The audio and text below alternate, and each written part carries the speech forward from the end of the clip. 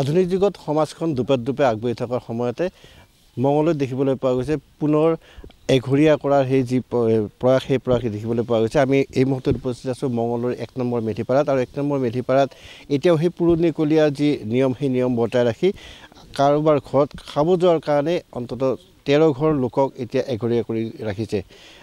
অতি লজ্জাজনক, মঙলদৈৰ কাৰণে লজ্জাজনক, দৰঙৰ কাৰণে লজ্জাজনক, অসমৰ কাৰণে লজ্জাজনক। যিহেতু মিলন ডেকা নামৰ লোকজনক প্ৰথমতে এঘৰীয়া কৰিছিলে, গতিকে আমি এই মুহূৰ্তত মিলন ডেকাৰ বাসগৃহত আছোঁ। আমি মিলন ডেকাৰ সৈতে কথা পাতিম। আচলতে ঘটনাটো কি হৈছিলে? ঘটনাটো আছিলে মোৰ মামাৰ ল'ৰা এজনৰ বিয়া আছিলে। আমি কিবা ভকত সংসাৰীৰ মাজত আমাৰ গাঁওখনত এটা বিবাদ চলি আছিলে আগৰ পৰা। সেই সমাজৰ নিৰ্দেশ নামানি আমি মামাৰ ল'ৰাজনৰ মই বিয়া নিমন্ত্ৰণ ৰক্ষা কৰিব গৈছিলোঁ। তাৰ কাৰণে আমি মোৰ লগতে 8 ঘৰ পৰিয়াল আমি এঘৰীয়া হৈ থাকিলোঁ। তাৰ কাৰণে আজি মাঘৰ জানুৱাৰী 22 তাৰিখে আছিলে বিয়াখন। তাৰ পৰা আমি এঘৰীয়া হৈ থাকিলোঁ। তাৰপিছত হয়, তেওঁলোক শংকৰী সংঘৰ লোক আছিলে।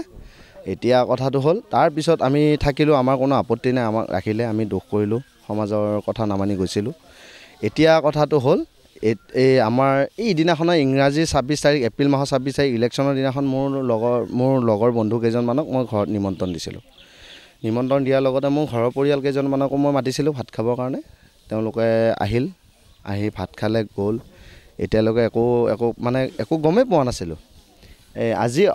বৰ্তমান আজিৰ ডেটত আমাৰ গাঁৱৰে এজনৰ ঘৰত মানে নিমন্ত্ৰণ এটা আছিলে ৰাইজৰ, কাজ এখন আছিলে। সেই কাজখনত যেতিয়া গৃহস্থ মানুহঘৰে সকলোকে নিমন্ত্ৰণ দিব আহিছিলে, এই মোৰ ঘৰত যে ভাত খালে সেই কেইঘৰ মানুহক মানে 5 ঘৰ মানুহ মোৰ ঘৰৰ হয়, তেওঁলোকক মানা কৰিছে বোলে, মুৰব্বী কেইজনে মানা কৰিছে অমুক ঘৰক নামাতিবা।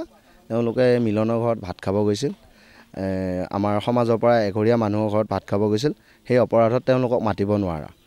তেনেকৈ আমি সেই কথাটো মই গম পাই মই মানে মানিব নোৱাৰি আপোনালোকৰ সংবাদ মাধ্যমৰ ওচৰ চাপিছোঁ। এতিয়া মানে বিচাৰ লাগে এইটোৱে, আজিৰ দিনতনো এনেকুৱা ব্যৱস্থা কেনেকুৱাকৈ হ'ব পাৰে? ইমান শিক্ষিত সমাজৰ মাজত এনেকুৱা যে ব্যৱস্থা এটা হৈছে মানে আমি মানিব পৰা নাই। মোৰ কাৰণে 5 ঘৰ মানুহক হেৰেছমেণ্ট কৰাটো কিমানখিনি যুক্তিযুক্ত আছে মানে সেইটোৱে বিচাৰিছোঁ। তেওঁলোকৰ যিখিনি নিয়ম বান্ধিছে সেই নিয়মখিনি জানো উচিত নে অনুচিত নাজানো। তাৰপিছত মই এইখিনিয়ে বিচাৰিছোঁ, ইয়াৰ বিচাৰ লাগে, উচিত বিচাৰ লাগে, যাতে তেওঁলোকেও যাতে অলপ মানে গম পাওক এনেকুৱা বিচাৰ কৰাটো কিমান যুক্তিযুক্ততা আছে। তেওঁলোকে আমাক এই বিচাৰটো ভালকৈ কৰি দিব লাগে। এঘৰীয়া কৰা লোকসকল থিয়েন ডেকা, থিয়েন কলিতা, ভূপেন ডেকা, মোৰ ঘৰৰে মানুহ হয়, গকুল ডেকা, হেম ডেকা, এইকেইঘৰ মানুহ। সংসাৰী সমাজখনৰ হয়, সংসাৰী সমাজখনৰ তেওঁলোক এঘৰীয়া নাছিলে। মই এঘৰীয়া আছিলোঁ কাৰণে মোৰ ঘৰত ভাত খাব আহিছিল, সেইটোৱে অপৰাধ। পূৰ্বে কিমান ঘৰ লোকক এঘৰীয়া? 8 ঘৰ লোকক কৰিছিলে, এতিয়া 5 ঘৰ, 13 ঘৰ লোক বৰ্তমান হৈ গ'ল। আৰু আমি এতিয়া এনেই যাব পাৰোঁ।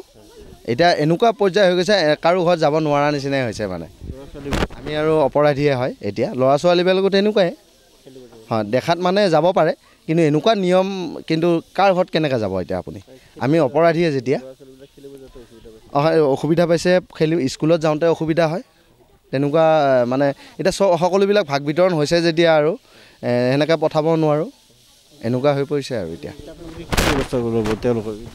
কেনেকৈ চলিব আপোনাৰ যিহেতু সমাজ ইয়াত থাকিব লাগিব? হয়, আমি এতিয়া কেনেকৈ চলিব লাগিব মানে এতিয়া সেইটোৱে বুজি পোৱা নাই। আমি কেনেকৈ চলিম? 13 ঘৰ মানুহ আমি আছোঁ এনেকৈ।